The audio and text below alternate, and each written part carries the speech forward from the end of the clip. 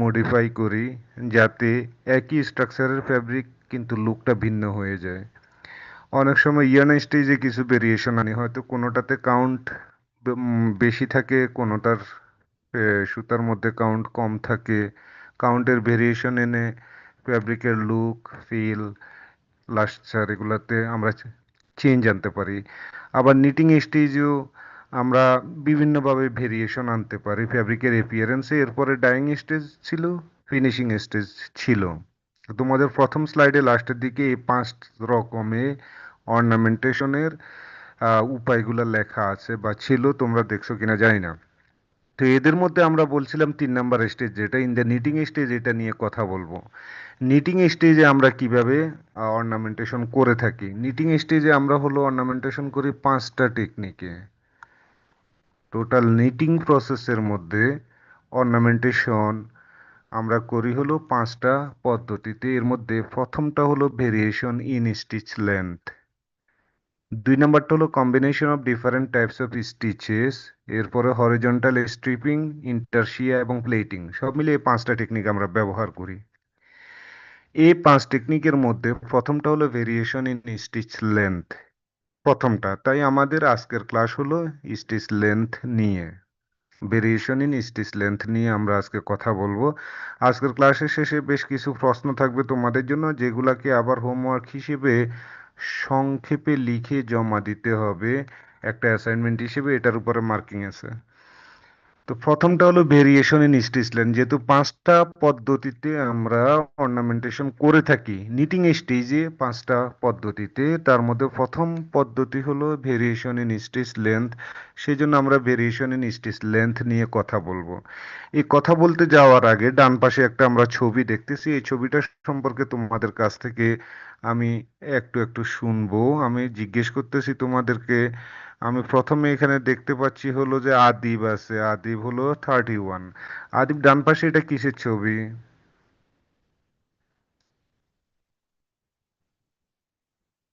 আদিব, তুমি কি শুনতে পাচ্ছ?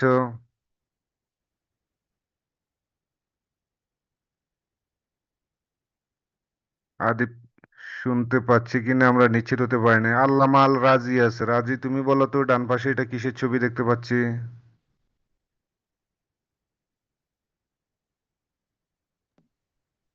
স্যার এখানে হচ্ছে নিডল আর হচ্ছে সিঙ্কার আছে স্যার। নিডল আছে, সিঙ্কের আছে, বেশ ভালো কথা। তার মানে একজনকে খুঁজে পাইলাম। আচ্ছা, ঠিক আছে। প্রথমটা হলো এখানে নিডেল আছে এবং সিঙ্কের আছে বলতেছে। দেখি এরপরে আমি আরেকজনকে জিজ্ঞেস করি। সেটা হলো, কাকে জিজ্ঞেস করব? নিশাত। নিশাত বলো, নিশাত দ্বিতীয় প্রশ্নটার উত্তর দাও। এটা কি ফ্যাব্রিকের ইনসাইড নাকি outside? Is it circular or flat machine? এই সিস্টেমটা তুমি সার্কুলার মেশিনে দেখছো না ফ্ল্যাট মেশিনে দেখছো? Sir sir flat machine. Flat মেশিনে দেখছো বলতেছো। আচ্ছা, ঠিক আছে। এর পরবর্তী প্রশ্নটা আমরা দেখি, ইজ ইট ইনসাইড আর আউটসাইড? এটা হলো সার্কুলার মেশিনগুলোতে দেখা যাবে, ফ্ল্যাট মেশিনে দেখা যাবে না। সার্কুলার যে মেশিন সেই মেশিনে থাকবে এটা। সার্কুলার কোন মেশিনে জানি না অবশ্য, সিঙ্গেল জার্সি না ডাবল জার্সিতে। আমরা আরেকজনের কাছে যাই দেখি। এখানে আহাতকে দেখতে পাচ্ছি। আহাত বলো, সার্কুলার মেশিনের মধ্যে সিঙ্কার কোন মেশিনে থাকে, সিঙ্গেল জার্সি না ডাবল জার্সিতে?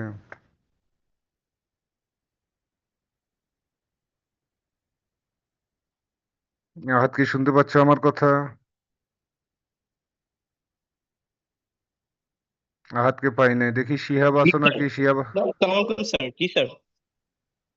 আচ্ছা, আহাত বলতেছিল, ঠিক আছে। এটা আমরা কি সিঙ্গেল জার্সি মেশিনে সিঙ্কার পাই নাকি ডাবল জার্সি মেশিনে? হ্যাঁ, জারিফ কই? স্যার স্যার আরেকটু আরেকবার রিপিট করবেন স্যার? বলতেছিলাম, আমরা ডান পাশে যেটা দেখতেছি, এটা হলো একজন বলছে যে সিঙ্কার এবং নিডেলের ছবি। এরপরে দ্বিতীয় প্রশ্ন যেটা, is it circular or flat machine? এই চেহারা দেখে আমরা গেস করতেছি এটা হলো সার্কুলার মেশিন। 3 নম্বর প্রশ্ন যেটা এখানে দেখতে পাচ্ছি, is it inside or outside view?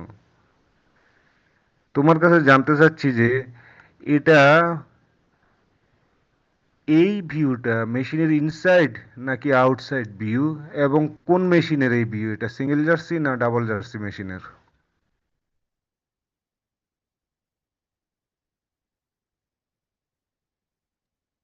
Sir single জার্সির ইনসাইড স্যার।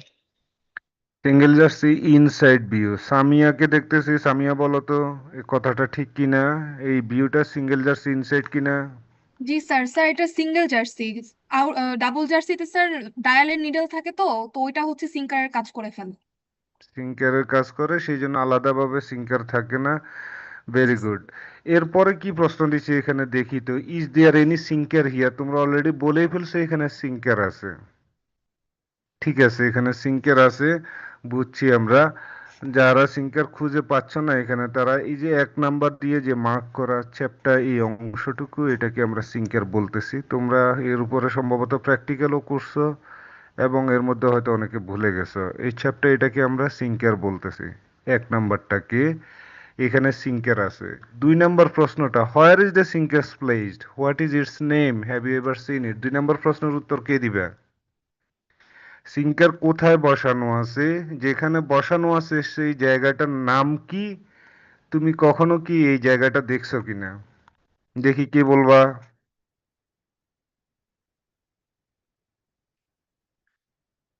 সিঙ্কার কোথায় বসানো আছে?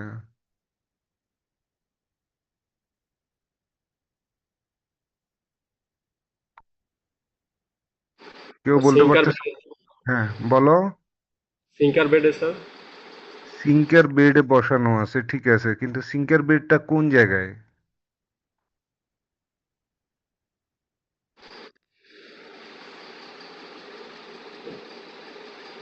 আমরা ফ্রন্ট লোড। দেখি, 2 দিয়ে আমি মার্কিং করে দেখাচ্ছি এ পাশে সিঙ্কার আসলে কোথায় বসানো আছে। দেখতেছি যে সিঙ্কারের জন্য স্লট কাটা আছে। নিডেলের জন্য যেমন স্লট কাটা থাকে, তেমনি সিঙ্কার বসানোর জন্য স্লট কাটা আছে। নিডেলের ক্ষেত্রে এগুলাকে আমরা ট্রিক বলে থাকি। তো এগুলা সিঙ্কারের ক্ষেত্রে, তাহলে এগুলা সিঙ্কারের ট্রিক। নিডেলের ট্রিক কাটা আছে সিলিন্ডারের গায়ে, তাহলে সিঙ্কারের স্লট এগুলা কোথায় কাটা আছে? সিলিন্ডারের গায়ে নাকি অন্য কোথাও?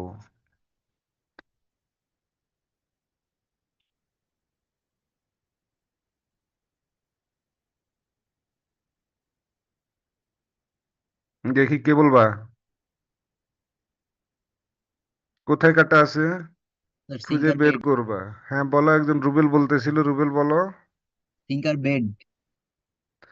সিঙ্কার বেড বা সিঙ্কার রিং বলে একটা কি জানি আছে সম্ভবত মেশিনে, সেই সিঙ্কার রিং এর উপরে এই সিঙ্কার গুলা বসানো আছে। তার মানে হলো যে আপনারা এটা খুঁজে বের করবেন, প্রশ্ন এটার উত্তর সহ লাস্টের প্রশ্নগুলোর সাথে এটার উত্তরও দিবেন যে সিঙ্কার কোথায় বসানো আছে এবং ওটার নাম কি। যেটার নাম যেখানে বসানো আছে সেটাকে আমরা সিঙ্কার রিং বলে থাকি। তাহলে সিঙ্কার রিং এটা কোন জায়গায় আছে খুঁজে বাইর করতে হবে। এরপরে 3 নাম্বার প্রশ্নটা, why is sinker line in this web form? বলতেছে যে সিঙ্কারের লাইনগুলো, এই যে এটাকে তোমরা সিঙ্কার বলছো, তোমরা কি দেখতে পাচ্ছ স্পষ্টভাবে 1 নাম্বারটা সিঙ্কার? দেখতে পাচ্ছ? জি জি স্যার। স্যার। তাহলে এখান দিয়ে এই যে আমার কার্সরটা যদি ফলো করো, এই যে সিঙ্কারের লাইনটা একটা ওয়েব ফর্ম, ঢেউয়ের মতো। নিচু হলো, আবার এখান দিয়ে উঁচু, তারপরে আবার নিচু। এই যে এই পয়েন্ট উঁচু, তারপর আবার কার্ভ হয়ে এই পয়েন্ট উঁচু, মাঝখানটা নিচু। এই কার্ভ ফর্মটা কিভাবে হলো? এই যে আমরা এখান দিয়ে দেখলেও বলতে পারি, এই যে এখান দিয়া ভেতরের দিকে, আবার এখান দিয়ে বাইরের দিকে, আবার এখান দিয়ে মনে হয় ভেতরের দিকে। এইটা why sinker line in this web form, বলতেছে সিঙ্কার লাইন এরকম ওয়েব ফর্মে কেমনে হলো? কে বলতে পারবা দেখি। স্যার এখানে সিঙ্গারটা হচ্ছে টু এন্ড ফ্রো মুভমেন্ট করতেছে স্যার, এর জন্য। সিঙ্কারটা টু অ্যান্ড ফ্রো মুভমেন্ট করতেছে, এটা কারেক্ট উত্তর অবশ্য। কিন্তু সমস্যাটা হলো টু অ্যান্ড ফ্রো মুভমেন্ট কিভাবে করতেছে তাহলে? স্যার সিঙ্কার সিঙ্কারের ক্যান ক্যামের জন্য। স্যার সিঙ্কার ক্যামের উপর। সিঙ্কার ক্যামের জন্য, আমরা শুনতে পাইছি সিঙ্কার ক্যামের জন্য, ঠিক আছে, ভালো কথা। 4 নাম্বারের উত্তর তোমরা দিয়ে দিছো, does the sinker move, sinker move করে কিনা। How many types of movement, এটাও মোটামুটি তোমরা বলছো যে sinker to and fro motion complete করে, অর্থাৎ সামনে যায় পেছনে যায়, এটার কথা বলছো। এছাড়া কি আর কোনো মুভমেন্ট আছে সিঙ্কারের?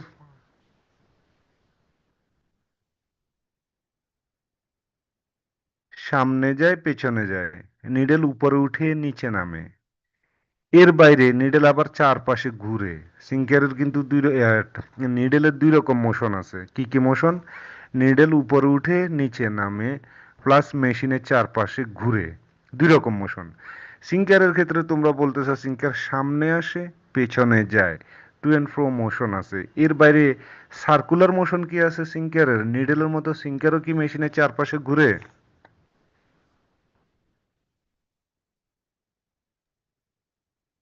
কে বলতে পারে দেখি, কোনো আইডিয়া দাও তো।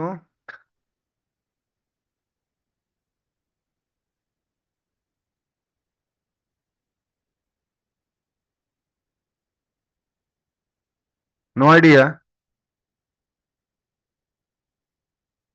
স্যার সম্ভবত ঘোরার কথা স্যার। সম্ভবত ঘোরার রিংটা কথা। সহ ঘুরে স্যার। হ্যাঁ, রিং সহ ঘুরে তো, যেহেতু ক্যাম ফিক্স থাকে সিঙ্কার ক্যাম মতো, সেহেতু ঘুরলে দেন হচ্ছে ক্যাম আর কি আমার সিঙ্কার গুলা ক্যামের মধ্যে দিয়ে পাস হলে তখন হচ্ছে স্যার হয়তো এইসব ওয়েভ ফর্ম আর হচ্ছে টু এন্ড ফ্রো মুভমেন্টটা হয়। হ্যাঁ, এখানে একটা ঝামেলাজনক কথায় পড়ে গেছি। প্রথমত হলো যে সম্ভবত সিঙ্কার ঘুরে, এটা একটা কনফিউশন আছে। অতএব এটা আমরা বের করব। যদি বা ঘুরে তাহলে কিভাবে ঘুরে। আমরা যদি দেখি সিঙ্কারের নিচের অংশটুকু এই ট্রিকের ভেতরে, সিঙ্কারের নিচের অংশটুকু এই ট্রিকের ভেতরে আটকানো আছে। অতএব সিঙ্কার যদি মেশিনের চারপাশে ঘুরে সম্ভবত এই ট্রিক সহ ঘুরবে। নিডেল চারপাশে ঘুরে কিভাবে ঘুরে? নিডেলের যে বেড আছে, যে ট্রিক আছে, সেই ট্রিক থেকে বের হয়ে তো চারপাশে ঘুরে না, সেই ট্রিক সহ ঘুরে চারপাশে, অর্থাৎ সিলিন্ডার সহ ঘুরে।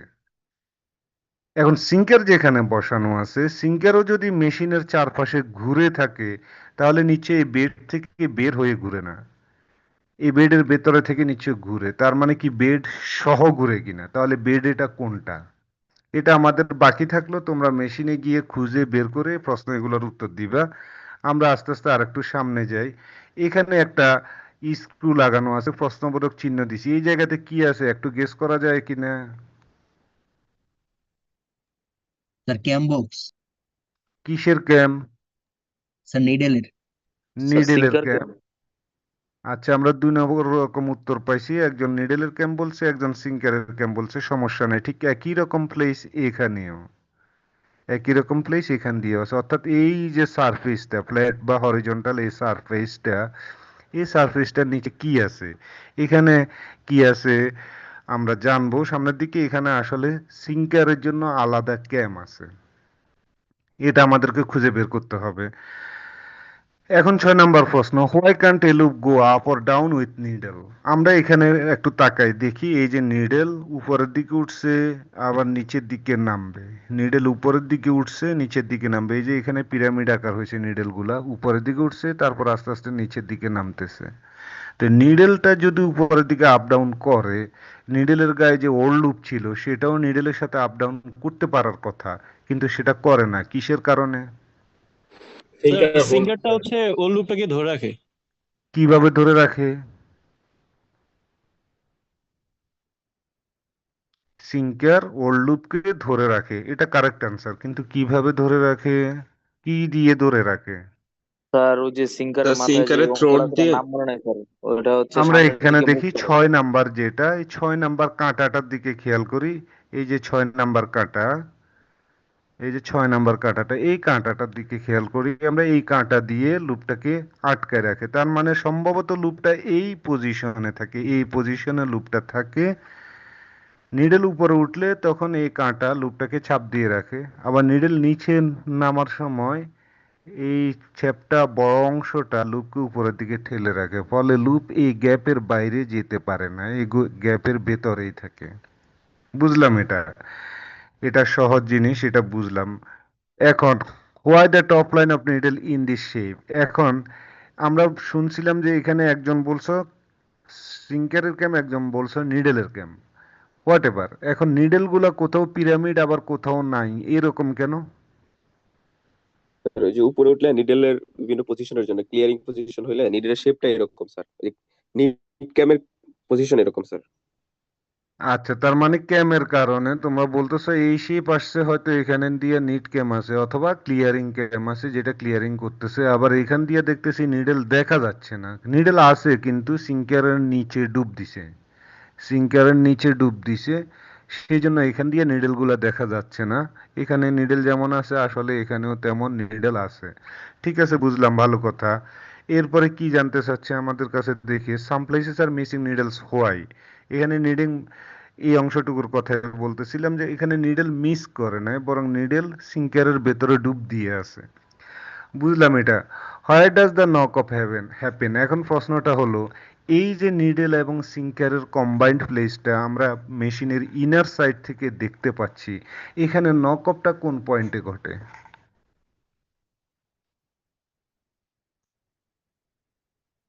কোন পয়েন্টে নক অফটা ঘটে?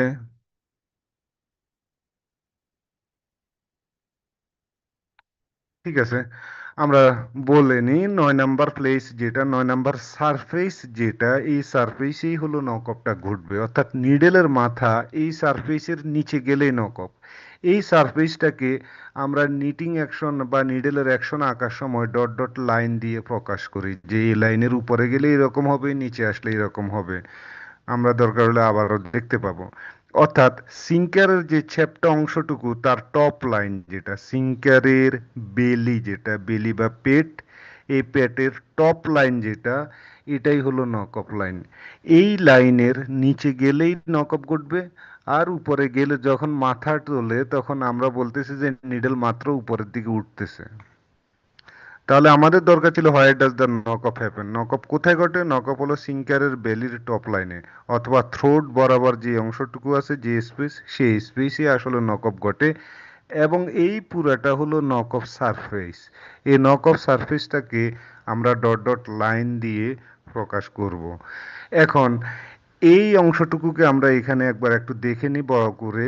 আমরা 1 নাম্বার যেটা বলছিলাম, এখানে সিঙ্কারের বেলি, এই হলো সিঙ্কারের বেলি। 6 নাম্বারে সিঙ্কারের নোজ, এই হলো 6 নাম্বারে সিঙ্কারের নোজ। আর 9 নাম্বার যেটা সিঙ্কার, যার উপরে লুপটা বসে থাকে এভাবেই। নিডল উপরের দিকে ওঠার সময় এই নোজ এটার চাপের কারণে লুপ উপরের দিকে উঠবে না, আবার নিচেও নামবে না, সিঙ্কারের এই বেলির কারণে নিচের দিকেও নামবে না। ফলে এই যে টপ লাইন থেকে নিচের দিকে যখন নামে, পুরাতন লুপটা সিঙ্কারের টপ লাইনে থেকে যায়, নতুন লুপটা নিডেলের সাথে নিচে নেমে যায়। তাহলে সিঙ্কারের টপ লাইনে যদি নক অফ ঘটে, এই টপ লাইন থেকে নিডেল যত নিচে নামবে, স্টিচ লেন্থ বা লুপ লেন্থ তত বড় হবে। আবার বলতেছি, সিঙ্কারের এই টপ লাইন, সিঙ্কারের এই টপ লাইন, এই যে সিঙ্কারের টপ লাইন, সিঙ্কারের টপ লাইন, সিঙ্কারের টপ লাইন থেকে একটু নিচে নামলেই কিন্তু নক অফ ঘটে যায়, একটু নিচে নামলেই নক অফ ঘটে যায়। একটু নিচে নামার পরেও নিডেল অনেক সময় আরো অনেক দূর নিচে নামে। তাহলে সিঙ্কারের টপ লাইন থেকে নিডেলের সর্বনিম্ন দূরত্ব যেটা, এই স্পেসটুকু হলো আমাদের স্টিচ লেন্থ। এবং আমরা আমাদের প্রয়োজনে কখনো এই দূরত্ব বাড়াই বা কমাই। দেখি কিভাবে বাড়াই বা কমাই, এটা একটু এবার দেখে নিই। তার আগে এখান দিয়ে একটা ভিডিও দেখবো আমরা, ভিডিও দেখে সেটার উপরে কিন্তু প্রশ্ন আছে, ভিডিওটা একটু মনোযোগ দিয়ে দেখি।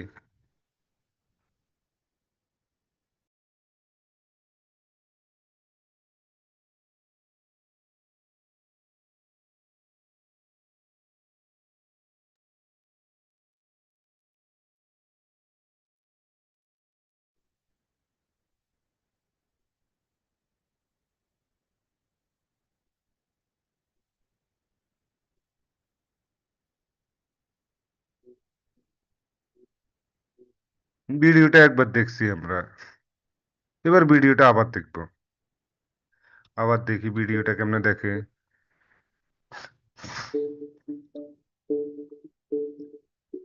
থামাই কেমনে? ও, এটা থামাই কেমনে আমি নিজেও জানি না। আবার দেখো এখানে খেয়াল করো নক অফটা কোন লেভেলে হচ্ছে এবং সিঙ্কার আর কি কি কাজ করতেছে।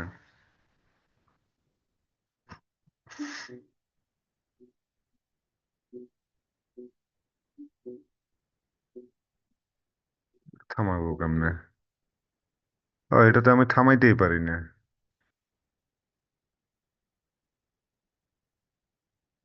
কি দেখলে এখানে ভিডিওটাতে? খেয়াল করো আবার দেখো, এই যে টপ লাইন, সিঙ্কারের টপ লাইন, এখানে নক অফ ঘটবে। প্লাস সিঙ্কারের এই অংশটুকু, এই যে এই অংশটুকুর একটা ভূমিকা আছে, খেয়াল করো। নক অফ ঘটার পর কি হয়েছে? স্যার ওইটা হচ্ছে ওই যে ওল্ড লুপ গুলাকে সামনের দিকে ঠেলে দিতেছে। ওকে, ঠিক আছে, আমরা এবার সামনে নিই। এই হলো সিঙ্কারের সেই টপ লাইন বা বেজ লাইন যেখানে নক অফ ঘটে। এই অবস্থায় আমরা এই চিত্রের সাথে খুব ভালোভাবে পরিচিত। আমরা দেখতেছি যে নিডল উপরের দিকে উঠতেছে, সুতা রিসিভ করলো, তারপরে এই পজিশনে এসে ক্লিয়ারিং করলো, তারপরে নক অফে গেল।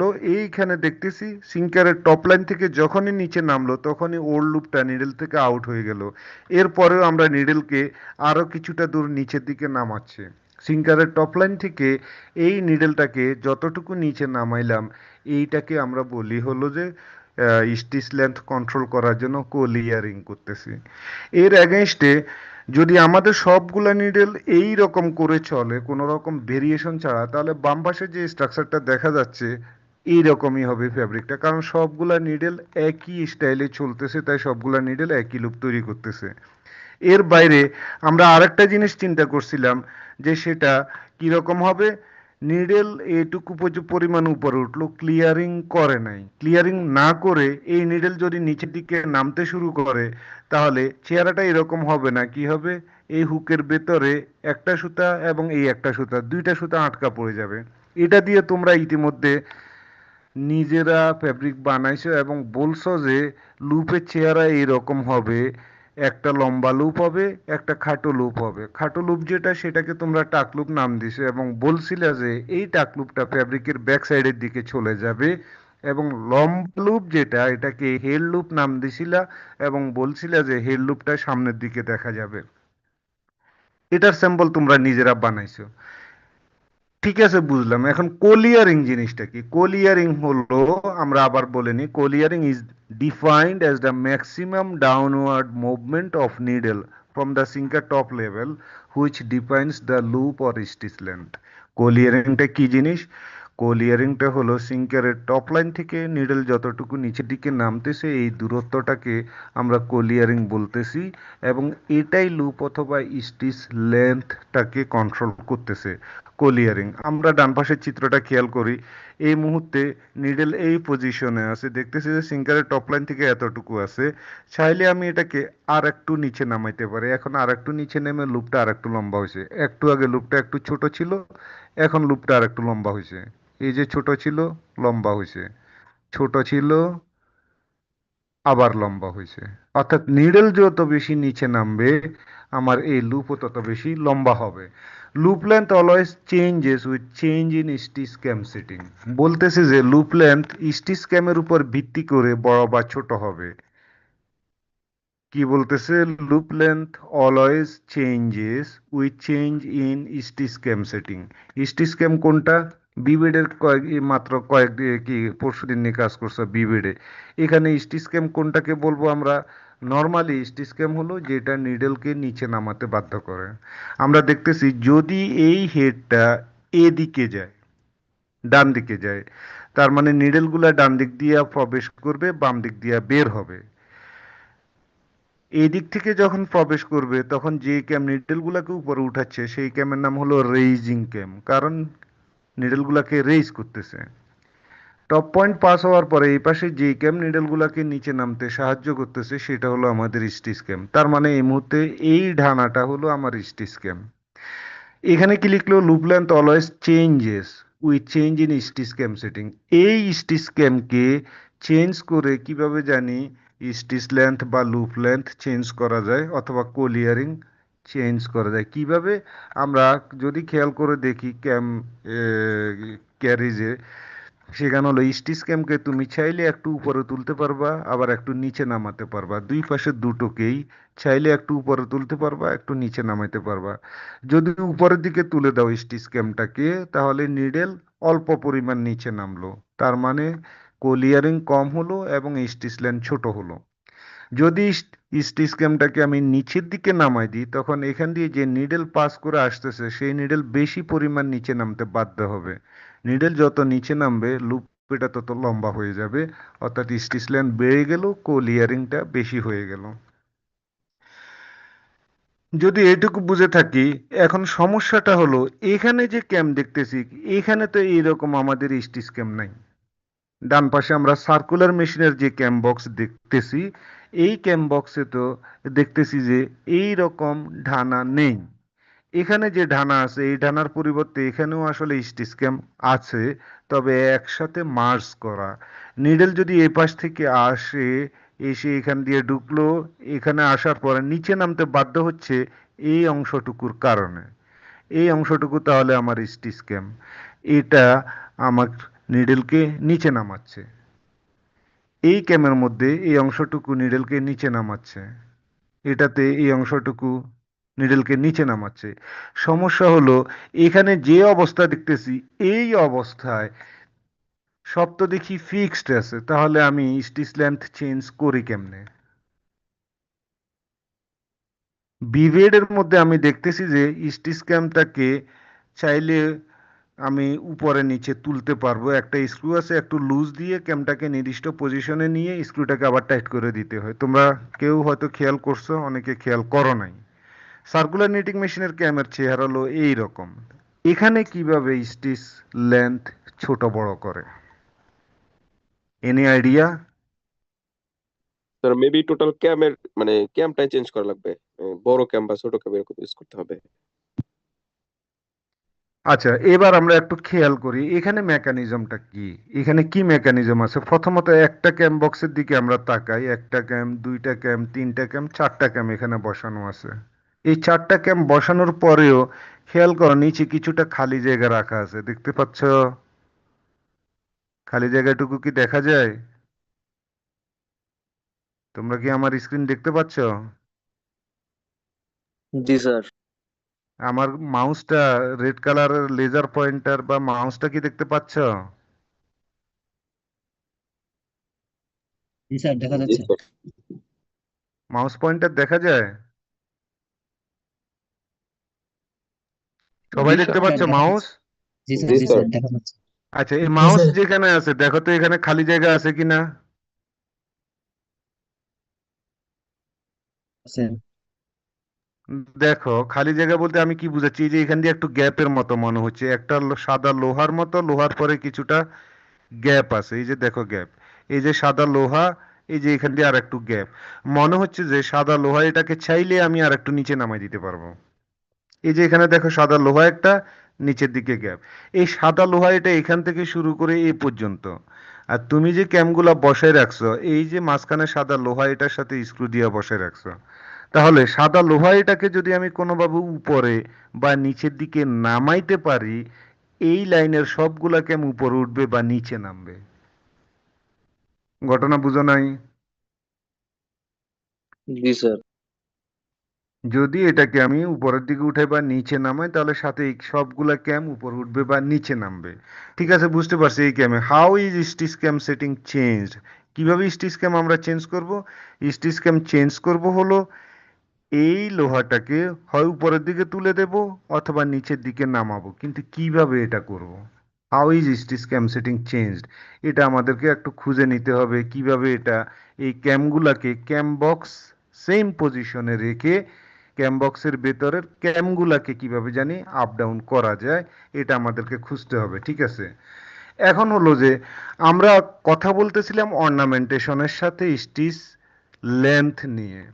আমরা শুরুর দিকে এটা বলার চেষ্টা করছিলাম যে স্টিচ লেন্থ যদি চেঞ্জ করি, একই স্ট্রাকচার, শুধু স্টিচ লেন্থ চেঞ্জ করলাম, কোনোটাতে স্টিচ লেন্থ একটু বড়, কোনোটাতে স্টিচ লেন্থ একটু ছোট, বাকি একই গেজের মেশিন, একই ডায়ার মেশিন, একই কাউন্টের সুতা, বাকি সব প্যারামিটার সেম, শুধুমাত্র স্টিচ লেন্থ কোনোটাতে হয়তো আমি রাখছি 2.5 আর কোনোটাতে রাখছি 2.4।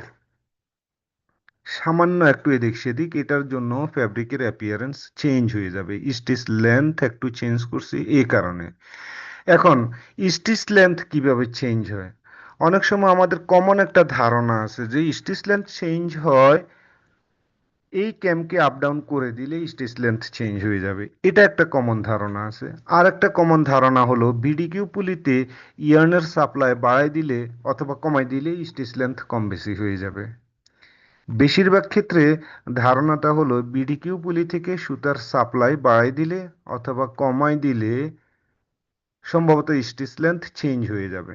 তো এই বিষয়ের উপরে রিসার্চ করে এখানে কি বলছে, ইট ওয়াজ অবজার্ভড বাই নেপটন অ্যান্ড মান্ডেন। মান্ডেনটাকে, মান্ডেনের নাম তোমরা হয়তো খেয়াল করো না। মান্ডেন হলো নিটিং জিওমেট্রির জনক বলা হয় মান্ডেনকে। ওভেন ফ্যাব্রিকের যে জিওমেট্রি আছে তোমরা সম্ভবত টেক্সটাইল ফিজিক্সের মধ্যে পড়ছো সম্ভবত ওভেন ফ্যাব্রিকের জিওমেট্রি, তেমনি নিট ফ্যাব্রিকেরও জিওমেট্রি আছে। নিট ফ্যাব্রিকের জিওমেট্রির জনক হলো এ mundane.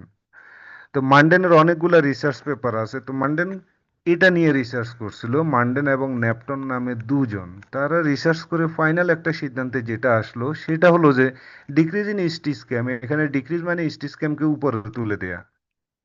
Decrease in stitch cam setting always results in a linear decrease in loop length. বলতেছে তুমি যদি এই ক্যামকে উপরের দিকে তুলে দাও তাহলে অবশ্যই স্টিচ লেন্থ ছোট হয়ে যাবে। ভালো কথা, স্টিচ লেন্থ ছোট হয়ে যাবে at any input tension level, ইয়ার্নের টেনশন যাই হোক না কেন।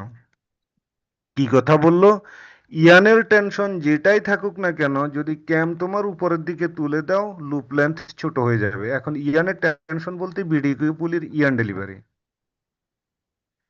তার মানেটা কি বলতেছে, তার মানে বলতেছে যে বিডিকিউ পুলি সরাসরি স্টিচ লেন্থ কন্ট্রোল করে না, সেটা হলো সুতার টেনশন কন্ট্রোল করে। এবং সুতার টেনশন যাহাই থাকুক তুমি যদি স্টিচ ক্যামকে উপরে তুলে দাও স্টিচ লেন্থ ছোট হয়ে যাবে।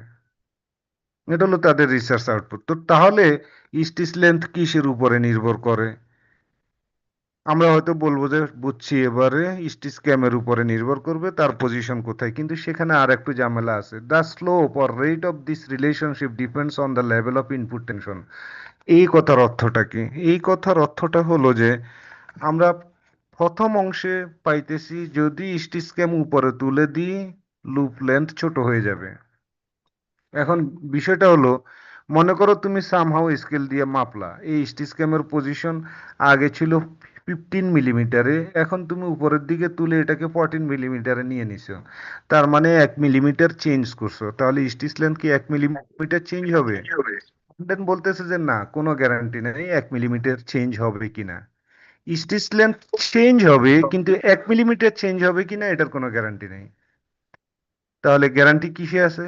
বলতেছে গ্যারান্টি নেই, কারণ হলো ওই গ্যারান্টিটা টেনশনের উপরে নির্ভর করবে। সুতার টেনশন কি, অর্থাৎ বিডিকিউ পুলির উপরে। চলো প্রথম জিনিসটা পাইলাম, স্টিচ লেন্থ কম বেশি হচ্ছে ক্যামের সেটিং এর কারণে।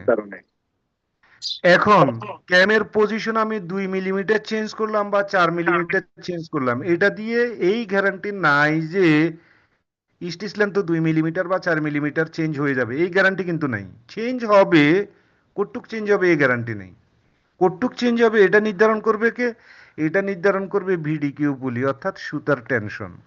The slope or rate of this relationship depends on the level of input tension. Input tension মানে সুতার ভেতরে কি টেনশন আছে, আর সুতার টেনশন কন্ট্রোল হয় বিডিকিউ পুলি দিয়ে। তুমি সাপ্লাই বাড়াই দিলে টেনশন কমে যাবে সুতার, আবার বিডিকিউ পুলি দিয়ে যদি সুতার সাপ্লাই কমাই দাও টেনশন বেড়ে যাবে। তাহলে আমরা পাইলাম স্টিচ ক্যামের পজিশন চেঞ্জ করে স্টিচ লেন্থ আমরা চেঞ্জ করতে পারি, কিন্তু কতটুকু চেঞ্জ হবে স্টিচ লেন্থ এটা শুধুমাত্র স্টিচ ক্যামের উপর নির্ভর করে না।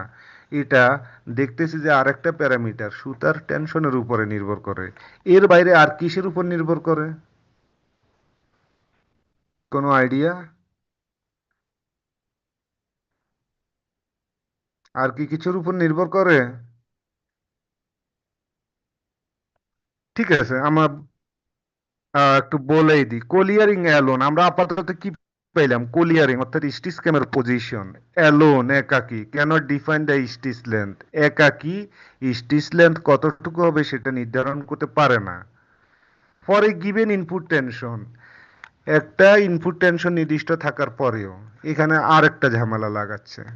একটু আগে মান্ডেন বলছিল কি স্টিচ ক্যামের পজিশন চেঞ্জ করলে স্টিচ লেন্থ চেঞ্জ হবে, কতটুকু চেঞ্জ হবে সেটা নির্ভর করবে সুতায় টেনশন কিরকম আছে সেটা। এখানে এসে আবার আরেকটু প্যাঁচ দেখতেছি, বলতেছে যে না, কতটুকু চেঞ্জ হবে সেটা না হয় বললো, কিন্তু এর বাইরে আরো নাকি প্যারামিটার আছে। প্রথমত কি কথা বললো, কোলিয়ারিং অর্থাৎ স্টিচ ক্যামের পজিশন স্টিচ লেন্থ একা ডিফাইন করতে পারে না। মান্ডেন বলছে সুতার টেনশনের সেখানে প্রভাব আছে। আবার এখানে এসে বলতেছে যে শুধু সুতার টেনশনের যে প্রভাব আছে তা না, আরো জানি কিসের প্রভাব আছে। আর কিসের প্রভাব আছে এবার একটু সেটা জানার চেষ্টা করি। একটু আগে আমরা ওই যে গ্রস ব্যাকার্টের একটা ছোট্ট ভিডিও দেখার চেষ্টা করছিলাম।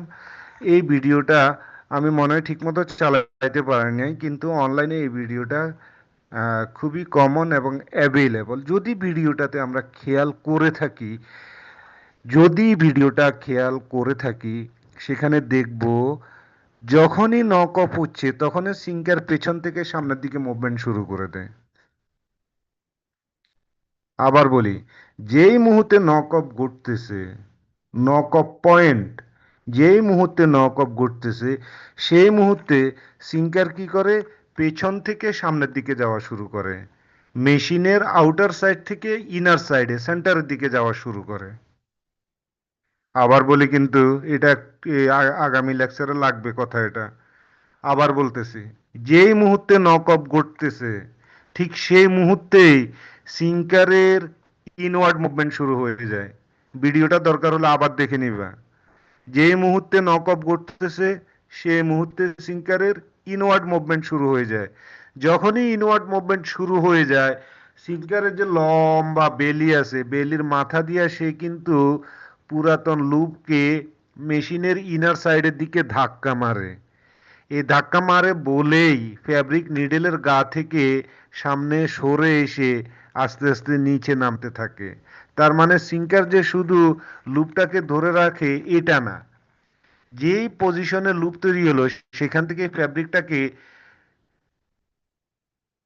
টেক আপ মেকানিজমে সাহায্য করে, অর্থাৎ টেক আপ করতে সাহায্য করে। ফ্যাব্রিকটাকে কি করে ধাক্কা দিয়ে দিয়ে নিডেলের গোড়া থেকে সরাই দেয়। ভিডিওটা আবার দেখে নিবা। আমরা সামনের দিকের এই অংশটুকু খেয়াল করি। আমার মাউসটা যদি তোমরা দেখতে পাও, এই মাউসটা তাহলে সিঙ্কারের এই মাথাটুকু সব সময় এই ওল্ড লুপটাকে ধাক্কা দিয়ে দিয়ে সামনের দিকে নিয়ে আসে, অর্থাৎ ফ্যাব্রিকটাকে মেশিনের সেন্টারের দিকে পুশ করতে থাকে যাতে ফ্যাব্রিকটা নিচে নেমে যায়।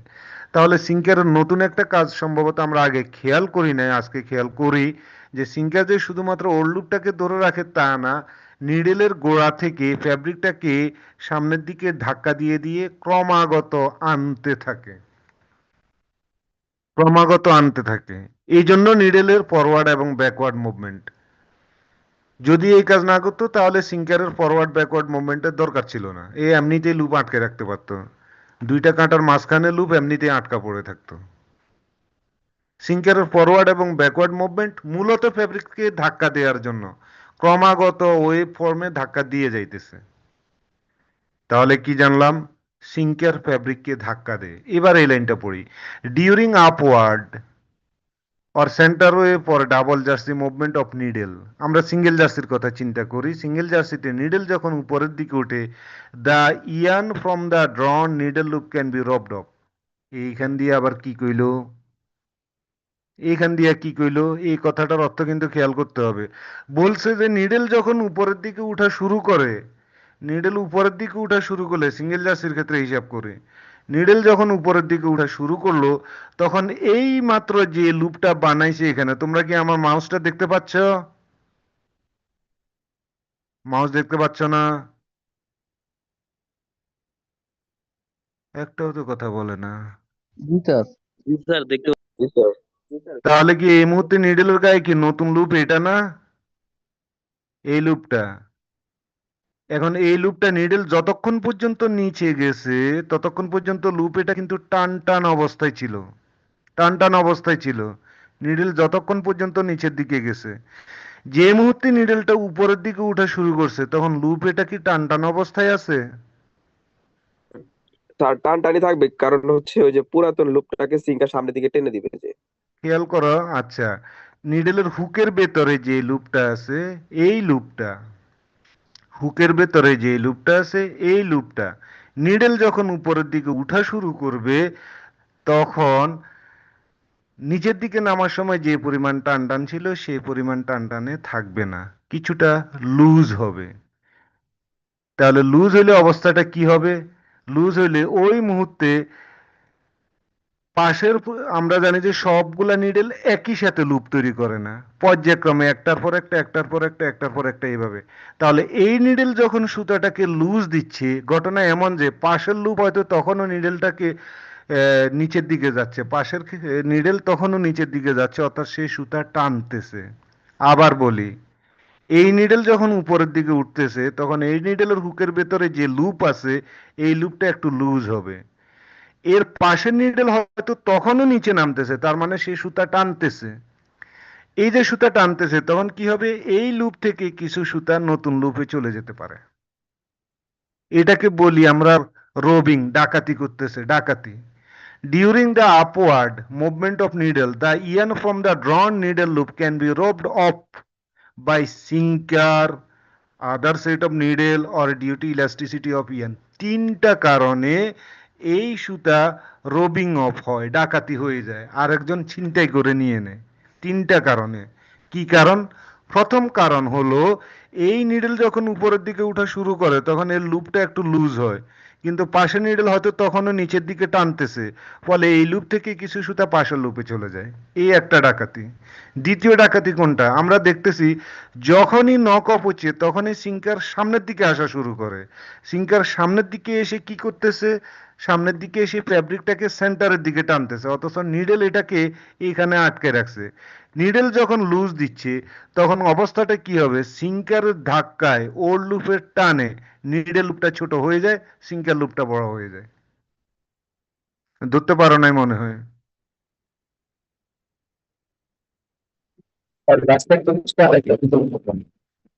আবার বলি কথাটা, এখানে নিডেল এই লুপটা বানাচ্ছে, এই যে এই লুপটা এখানে বানাইলো, এখানে এই লুপটা বানাইলো, এখন নিডেলটা উপরের দিকে উঠতেছে।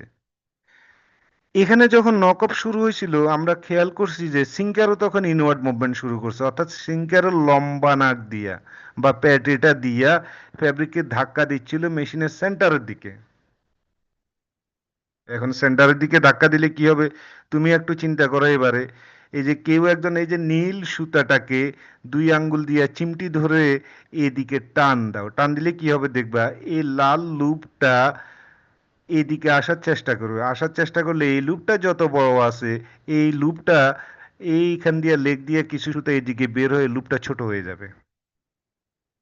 তার মানে সিঙ্কারের অ্যাকশনের কারণেও যত বড় লুপ বানাইছি তত বড় লুপ আসলে পাবো না। 20 মিলিমিটার লুপ বানাইছি, সিঙ্কারের অ্যাকশনের কারণে হয়তো সেটা ফাইনালি 18 মিলিমিটার পাবো। 2 মিলিমিটার সিঙ্কারের অ্যাকশনের কারণে নাই। এখান দিয়ে একটা ডাকাতি ঘটলো। প্রথম ডাকাতি ঘটলো কোথায়? এই নিডেল যখন উপরের দিকে উঠা শুরু করছিল, পাশের নিডেল তখনও হয়তো লুপ ড্র করতেছিল, তাই এখান থেকে ডাকাতি করে কিছু সুতা নিয়ে গেছে। এটা হলো 1 নাম্বার ডাকাতি। অন্য নিডেল ডাকাতি করছে। 2 নাম্বার ডাকাতি করতেছে কোথায়? নিডেলটা যখন উপরের দিকে উঠাচ্ছে, সিঙ্কারের ইনওয়ার্ড মুভমেন্ট তখনও কিন্তু আমি থামাই নাই। সিঙ্কার তখনও ইনওয়ার্ড মুভমেন্ট দিচ্ছে হয়তো। যদি না থামাই থাকি, তাহলে সিঙ্কারও এই নিউলি ফর্মড লুপ থেকে কিছু সুতা ডাকাতি করবে। 2টা ডাকাতি হলো। 3 নাম্বার ডাকাতি হলো, সেটা হলো সুতার মধ্যে কিছুটা হইলেও তো ইলাস্টিসিটি আছে। অতএব আমি নিডেলটাকে 5 মিলিমিটার নিচে নামাইলাম, যখনই রিল্যাক্সেশনে দেব, লুপটা আর 5 মিলিমিটার থাকবে না, ইলাস্টিসিটির কারণে হয়তো 4.5 মিলিমিটারে গিয়ে থামবে। তাহলে এই 3টা প্যারামিটার কি করতেছে? আমার স্টিচ লেন্থ কত বড় হবে সেটাকে কন্ট্রোল করতেছে। অতএব আমি নির্দিষ্ট পজিশনে স্টিচ ক্যামকে বসাই দিয়া কখনো নিশ্চিত থাকতে পারি না যে আমার স্টিচ লেন্থ এত বড় হবে। এটা কখনো সম্ভব হয় না। কারণ হলো কি, এই লুপের মধ্যেই দেখতেছি যে 3টা প্যারামিটারের কারণে চেঞ্জ হয়ে যাচ্ছে, প্লাস ইয়ানের টেনশন আছে না, মান্ডেন যে কথা বলছে সেই টেনশনও তো যোগ হচ্ছে। তাহলে 4টা প্যারামিটার। যদি টেনশন ফিক্সডও রাখি তাহলেও এখান দিয়ে 3টা প্যারামিটারের কারণে স্টিচ লেন্থ চেঞ্জ হয়ে যাইতেছে। সেজন্য যেটা বলা হয় therefore stitch length is never a single control parameter. Stitch length একটা পয়েন্ট থেকে কখনো কন্ট্রোল করা যায় না, it is a resultant of multiple parameters. এটা মিনিমাম 4টা প্যারামিটারের লব্ধি। ভেক্টরের মধ্যে তোমরা লব্ধি লব্ধি করছো, এই লব্ধি 4টা প্যারামিটার মিলে একটা লব্ধি হলো স্টিচ লেন্থ। এই পর্যন্ত কোনো প্রশ্ন?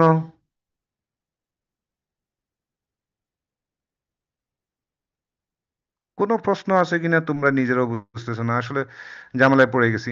আচ্ছা, এখন হলো যে আমরা স্টিচ লেন্থ মিনিমাম 4টা প্যারামিটারের সমষ্টিগত রেজাল্ট এইটুকু না হয় বুঝলাম। আমরা এটাও বলছিলাম স্টিচ লেন্থ চেঞ্জ করব কিভাবে, স্টিচ ক্যামের পজিশন চেঞ্জ করে, স্টিচ ক্যামকে আপ ডাউন করে। কিভাবে আপ ডাউন করে স্টিচ ক্যামকে, এবার এখানে খেয়াল করি। এটা হলো এক একটা করে সুতা ফিড হচ্ছে। মূলত সুতাকে নিডেলের মুখে যে ফিড করায় সে হলো ফিডার। ওই অর্থে এই লোহাটাই হলো ফিডার, এই লোহাটা হলো ফিডার, এই লোহাটা হলো ফিডার। বিডি কিউ পুলির পরে যে অংশটুকু থাকে সেটাকে পজিটিভ ফিড ইউনিট বা পজিটিভ ফিড সিস্টেম বলে, শুধু ফিডার বলে না। কিন্তু এত গ্রামার ফ্যাক্টরিতে কেউ হিসাব করে না দেখে ওটাকেও ফিডার বলে, পজিটিভ ফিডার, এই আঙ্গুলগুলাকেও ফিডার বলে। No problem. প্রত্যেকটা আঙ্গুলের এগেইনস্টে নিচে একটা করে ক্যাম বক্স থাকবে, অথবা প্রত্যেকটা সুতার এগেইনস্টে নিচে একটা করে ক্যাম বক্স থাকবেই। কোনো মেশিনে যদি অ্যাট এ টাইম 24টা সুতা ফিড হয়, আমরা নিশ্চিতভাবে বলি যে সেখানে 24টা ক্যাম বক্স অ্যাক্টিভ আছে। কারণ হলো যে প্রত্যেকটা সুতাকে ক্যাচ করার জন্য তার এগেনস্টে ক্যাম বক্স থাকতে হবে। এইটুকু না হয় বুঝলাম। এই চিত্রটা আমরা একটু আগেও খেয়াল করছি, এই যে ক্যামগুলা এরকম অবস্থায় আছে। আমাদের প্রবলেম ছিল যে এখানে স্টিচ ক্যাম কিভাবে চেঞ্জ করব।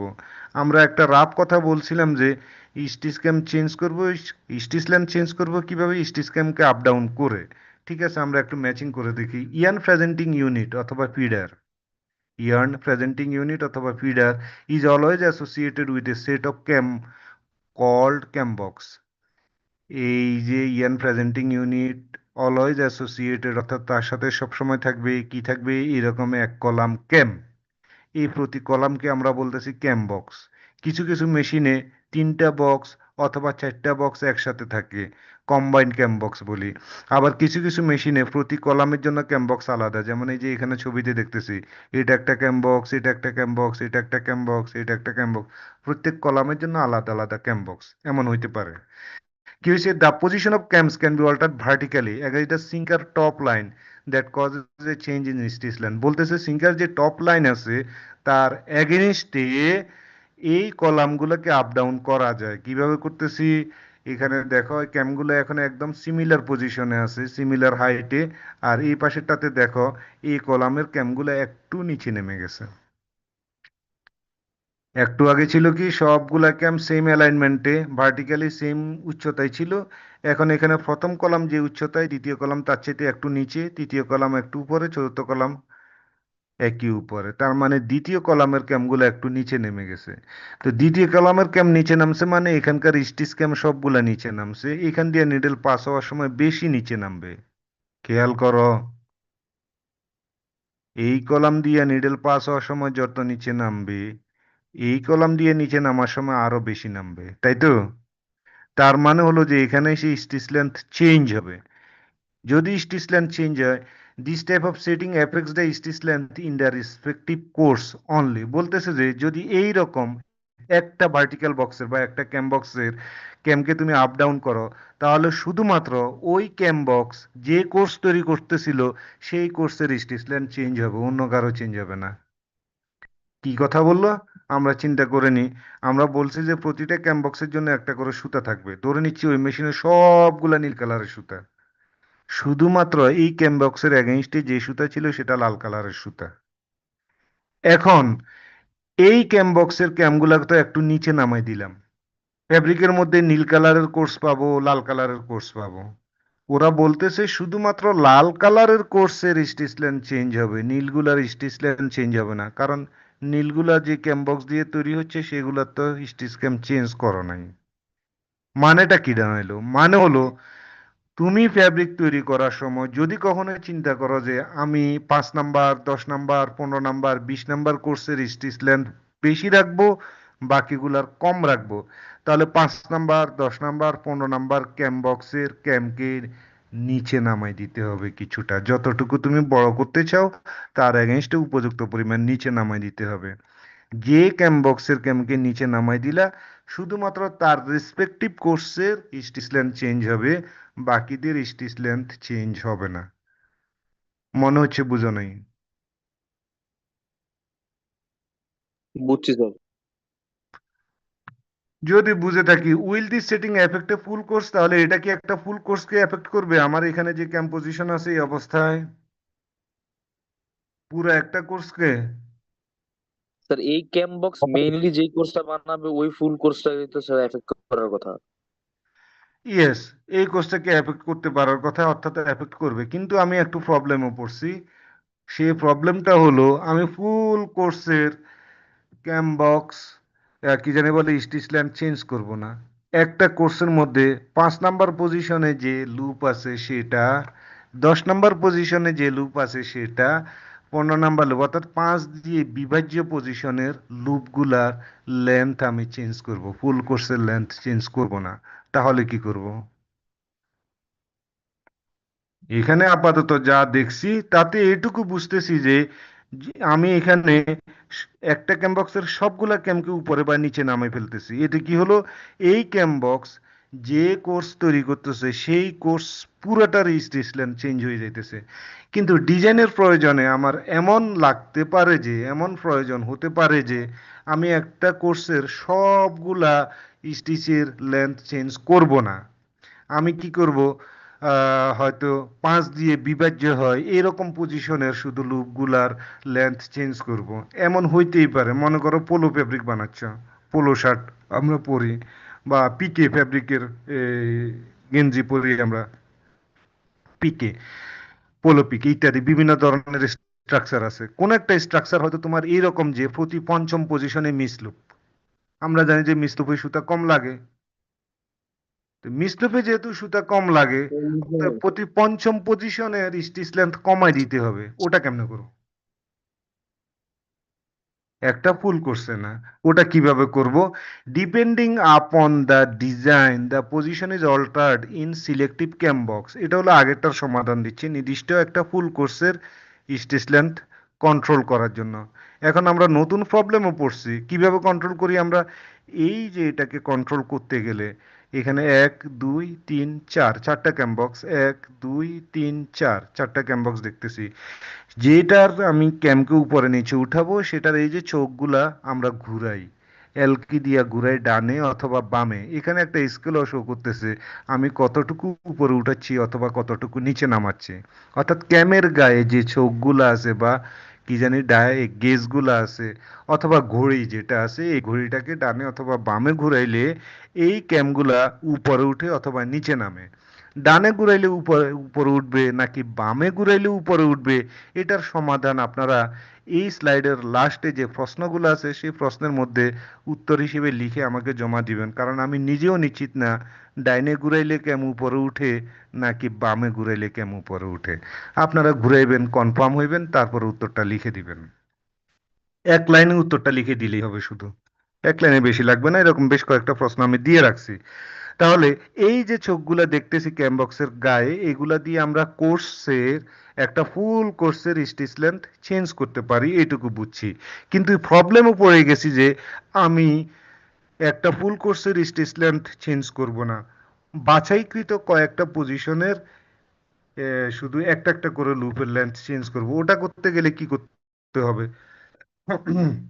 ওটা করার জন্য এই যে আমরা ক্যামবক্স দেখতেছি এখানে, এই যে ঘড়ি, এই যে ঘড়ি, ঘড়ি ঘুরাইলে আমরা বলছি যে ক্যাম এগুলো উপরে বা নিচে নামবে। যদি ফুল কোর্স না চাই, আমি হলো যে বাছাইকৃত পজিশনে একটা একটা করে আমি ক্যাম চেঞ্জ করতে চাই, সেক্ষেত্রে আমরা যে মেশিনগুলা দেখি সেই মেশিনগুলা হলো এগুলা। এই ছবি আর একটু আগে দেখা ছবির মধ্যে কি কোনো ডিফারেন্স আছে? ডান জি পাশে যে স্যার। ছবি দেখতেছো জি স্যার। কি ডিফারেন্স? স্যার ওই জায়গায় একটা নব দিয়ে হচ্ছে 4টা ক্যাম বক্স একসাথে আপ ডাউন করতে, এই জায়গায় 4টা ক্যাম বক্সে আলাদা করে আপ ডাউন বা সরানো মুভ করা যাবে আর কি। ইয়েস, এখানে হলো যে চেঞ্জ করার জন্য 4টা পয়েন্ট দিয়েছে তোমাকে, অর্থাৎ প্রত্যেকটা ক্যামকে এখানে হলো 4টা ক্যামের বক্স আমরা দেখতেছি, একটা ক্যাম, দুটা ক্যাম, তিনটা ক্যাম, 4টা ক্যাম, 4টা ক্যাম দিয়ে এক একটা বক্স। এখানে 4টা পয়েন্ট দিছে, মানে হলো তুমি প্রত্যেকটা ক্যামকে ইন্ডিভিজুয়ালি কন্ট্রোল করতে পারো।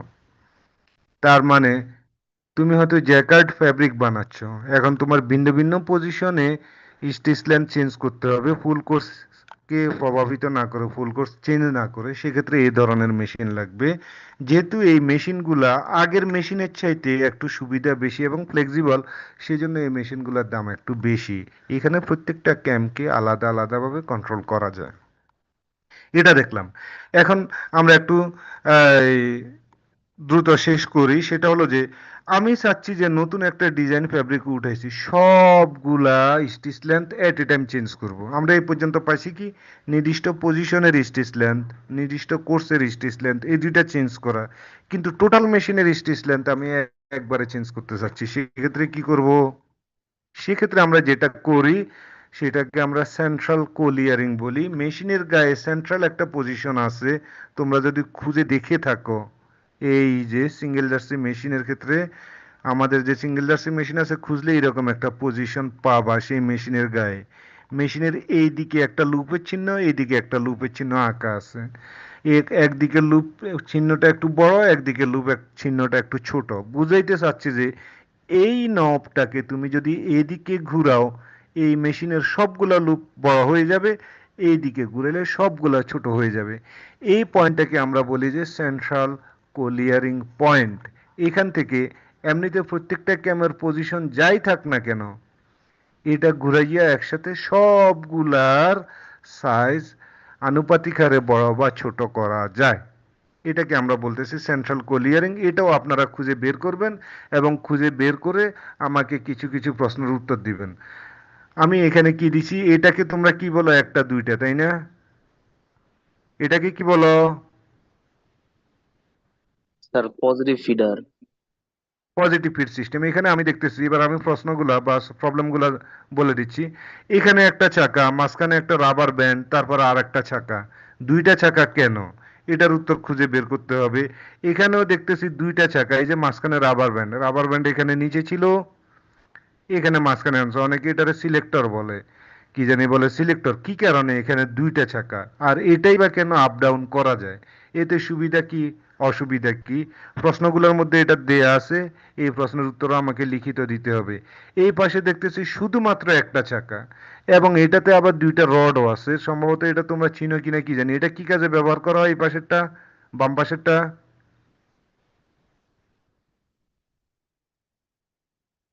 বাম পাশের এটা কি কাজে স্যার একই দেখছো? তো জিনিস মনে হয় স্যার। হ্যাঁ, স্যার একই তো মনে হইতেছে লাইক্রা স্যার। Feeding sir. এটা লাইক্রা ফিড সিস্টেম, আর এটা হলো এমনিতে ইয়ান ফিড সিস্টেম। এই ডান পাশের দুইটা ইয়ান ফিড সিস্টেম, আর এটা হলো লাইক্রা ফিড সিস্টেম। দুইটা দুই রকম। এখানে শুধুমাত্র একটা চাকা, একটা সিলেক্টর। এখানে দুইটা চাকা, একটা সিলেক্টর, দুইটা চাকা, একটা সিলেক্টর। এই ভেরিয়েশন কেন? এই বিডিকিউ বলে তোমরা মেশিনে দেখছো নিটিং ওয়ান করার সময়। এখানে দেখতেছি কয়টা ডিস্ক, একটা, দুইটা, তিনটা, চারটা, পাঁচটা ডিস্ক। এতগুলা ডিস্কের দরকারটা কি? এই যে দেখো, একটা, দুইটা, তিনটা, চারটা, পাঁচটা, এত ডিস্কের তো দরকার ছিল না। অথবা বলতে পারে যে এখানে একটা বিডিকিউ সিস্টেম, একটা, দুইটা সিস্টেম, তিনটা সিস্টেম, এখানে তিনটা সিস্টেম দরকার কি ছিল? এটার উত্তর আমাকে খুঁজে দিবেন। এটা দেখতেছি এখানে আবার দুইটা সিস্টেম, নিচে একটা বেল্ট থাকবে, উপরে একটা বেল্ট থাকবে, দুইটা বেল্ট। দুইটা বেল্টের দরকার কি? এবার বাম পাশে যে প্রশ্নগুলো আছে, এই প্রশ্নগুলা তোমাদের পিডিএফ অলরেডি তোমাদের ফোল্ডারে আপ করা হয়েছে। যাদের কাছে ওই ফোল্ডারের লিংক আছে সেখান থেকে এটা ডাউনলোড করে নেবেন, এবং এই প্রশ্নগুলোর উত্তর এক লাইন বা দুই লাইন করে সুন্দর করে লিখে আমাকে জমা দিতে হবে। এটা হলো ফার্স্ট অ্যাসাইনমেন্ট। বাম পাশে যে প্রশ্নগুলো আছে, অনেকগুলো প্রশ্ন দিছি। সামনের দিকের ক্লাসগুলোতে যাওয়ার আগে এই প্রশ্নগুলোর উত্তর আমাকে একটু ক্লিয়ারলি বুঝতে হবে। এই প্রশ্নগুলোর উত্তর ছাড়া সামনের দিকে যাওয়াটা আস্তে আস্তে একটু কনফিউজিং হয়ে যাবে। এই প্রশ্নগুলোর উত্তর লিখে জমা দিবেন। আজকের ক্লাস নিয়ে যদি কারো কোনো প্রশ্ন থাকে প্রশ্নগুলো করে ফেলো।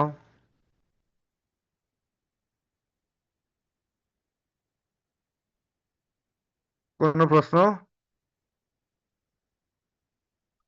নাই? আচ্ছা ঠিক আছে, ভালো। যদি কোনো প্রশ্ন না থাকে তাহলে আজকের ক্লাস আমি এখানে শেষ করতেছি। তোমাদের সাথে আগামী দিন দেখা হবে হলো যে কি বারে, বুধবারে মনে হয়। বুধবারে না? স্যার আগামীকালকে স্যার ল্যাব আছে স্যার আমাদের স্যার। ল্যাবে তো ল্যাব নিয়ে দেখা হবে, থিওরি নিয়ে দেখা হবে যেদিন, সেদিনই আমাকে এই অ্যাসাইনমেন্ট এটা লিখে জমা দিবেন সুন্দর করে। স্যার থিওরি আমরা ক্লাস স্যার যেদিন সেদিন। স্যার আমরা নেক্সট ক্লাসটা কি স্যার কাইন্ডলি অনলাইনে করতে পারি? স্যার আমরা মোটামুটি সব ক্লাসই স্যার অনলাইনে শিফট করে ফেলতেছি স্যার, মানে রমজান মাস আসছে স্যার, একটু কষ্ট হয়ে যাচ্ছে স্যার অফলাইনে ক্লাস করে। এ ব্যাপারে তাহলে হেড স্যারের সাথে আমার কথা বলতে হবে, কারণ হলো যে ডিপার্টমেন্টের একটা মতামত থাকবে। আমি চাইলেই সব ক্লাস অনলাইনে নিতে পারি না। জি স্যার। ডিপার্টমেন্টের একটা মতামত আমাকে নিতে হবে, আমি আলাপ করে দেখব, যদি অনুমতি দেয় হেড তাহলে নিতে পারবো, কিন্তু আমার অ্যাসাইনমেন্ট এটা হাতে হাতে জমা দিবেন। জি স্যার ইনশাআল্লাহ। ঠিক আছে তাহলে আজকের জন্য রাখি, আল্লাহ হাফেজ। ওই যে এই লেকচার এটা কিন্তু তোমাদের ওই যে শেয়ার ফোল্ডার যেটা দিছিলাম ওই লিংকে গেলে আজকের লেকচারের পিডিএফ কপি পেয়ে যাবা। ওটা নিবা, নিয়ে প্রশ্নগুলো পড়ে দেখবা, এরপর এগুলোর উত্তর খুঁজতে থাকবা, কি উত্তর কেমনে কি হয়। জি ঠিক স্যার। আছে স্যার? জি স্যার। আচ্ছা, আল্লাহ হাফেজ। আসসালামু আসসালামু আলাইকুম স্যার। আলাইকুম স্যার। ওয়ালাইকুম আসসালাম। আসসালামু আলাইকুম।